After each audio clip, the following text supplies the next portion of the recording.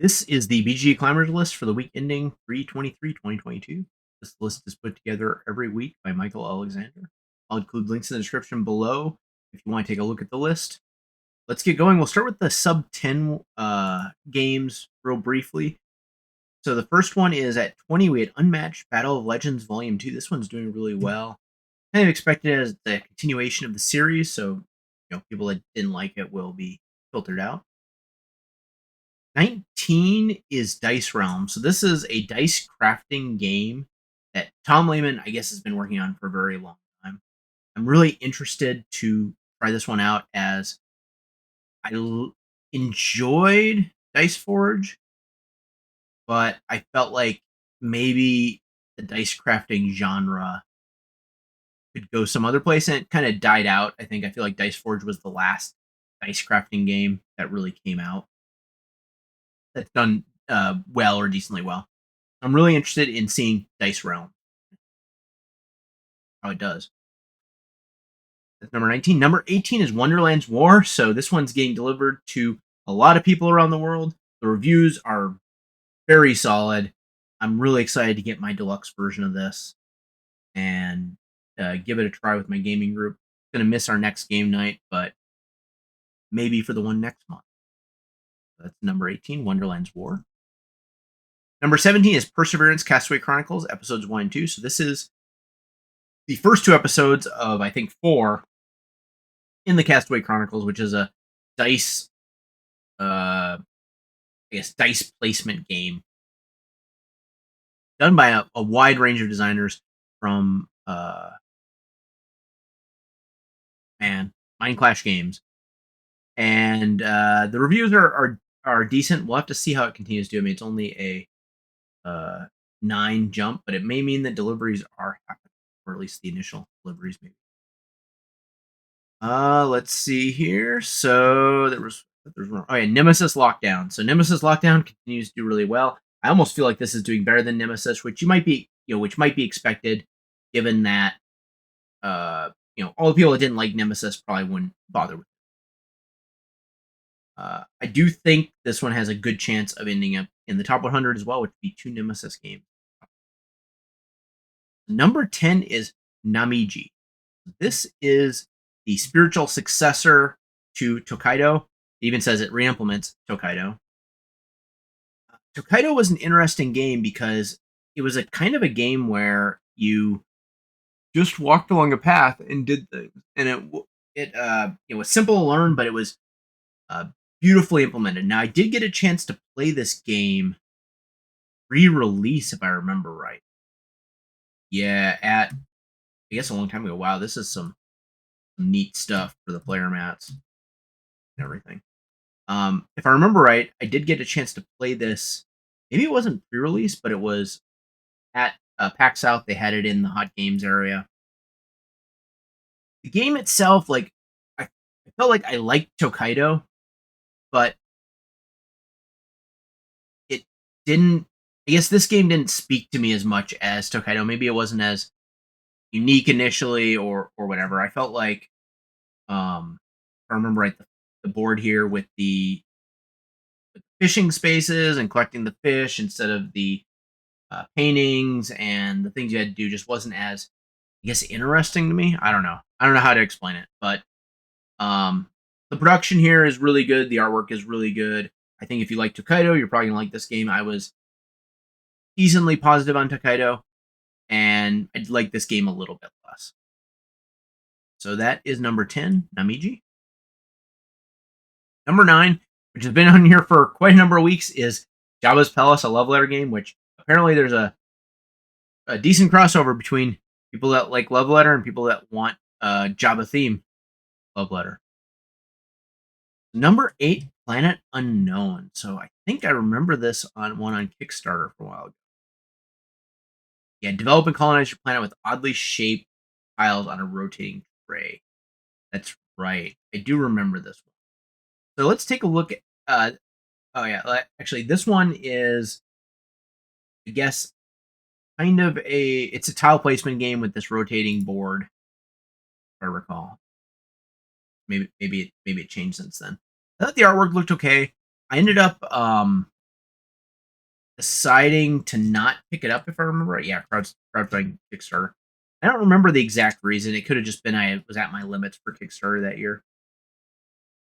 Could have also been that it's I would say a lighter weight game, and I felt like, well, if I have a decent number of lighter weight games that I can go play that are tile placement. Um,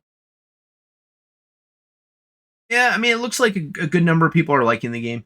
I think we'll have to see as it gets more deliveries. I mean, it is doing pretty well at a close to 8 and an 8 for its initial ratings after people have gotten their hands on it. So let's see this in the future. Planet Unknown. Number 7 is Ark Nova. So this game is rocketing up the charts. It may be one of the fastest climbs I remember seeing in quite a while, from just very consistently climbing up every week. We're at 61 with an average rating of 8.69.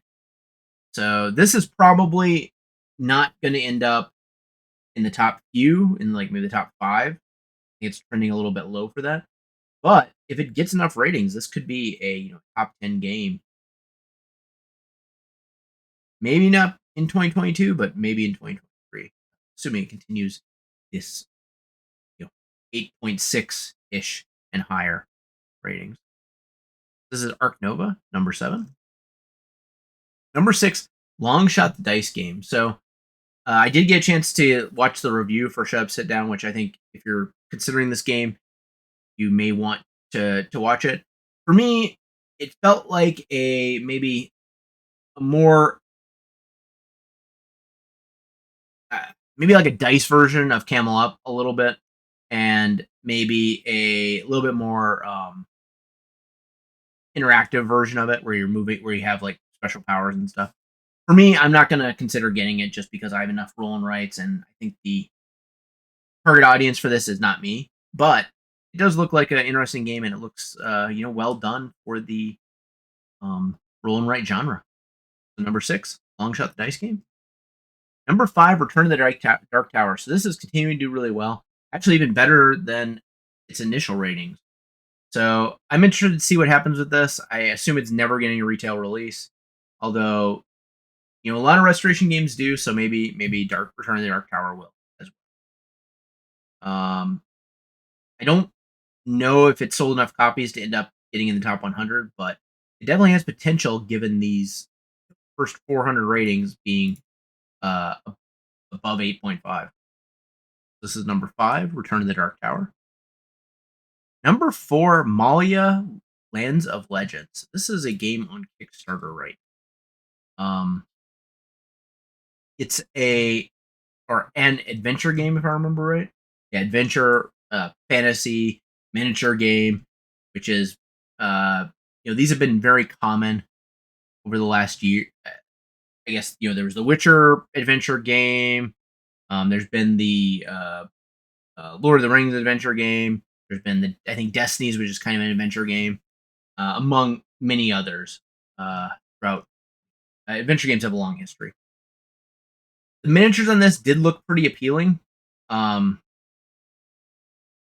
I guess these aren't high enough resolution photos, but I believe they have dual layer boards in the Kickstarter. The artwork doesn't call out to me on the cards. I think it's well done, but maybe not super exciting. I do have it on my list. I'm planning on watching or Gameco and see what their thoughts are on this game. I do need to limit my Kickstarters because with the Great Wall Kickstarter coming back, where I backed it at the $1 and then didn't end up completing the pledge because I was a little bit concerned about the rules and the gameplay.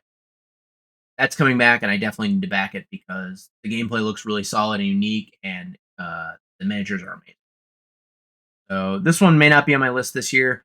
I don't know if there's a online playable version or if it's just the standard Kickstarter reviews showing up on Libertalia. That's number 4, Malia. Number 3 we've talked about before is Libertalia, Winds of Galecrest. So this is a reprint and maybe a little bit of a reimagining and updating of Libertalia. The reviews have been pretty solid, actually. The first set of reviews were a little bit low here. Maybe it seems to me the people that really liked Libertalia, they didn't like the re-theming of the game a little bit, and I guess they could criticize that Libertalia had a really unique theme and maybe this was more generic. I like the artwork and I like the chunky pieces and stuff. Although I've never played Libertalia. So I don't think this is going to be in the top 100. The original Libertalia didn't make it in there. This game is trending a little bit lower uh, than a top 100 would lend itself. I do think it's going to do pretty well. It's already at 3,000, and since it's published by Stonemaier Games, it's going to get a wide release, and people will pick it up. This is Libertalia Winds of Galecrest.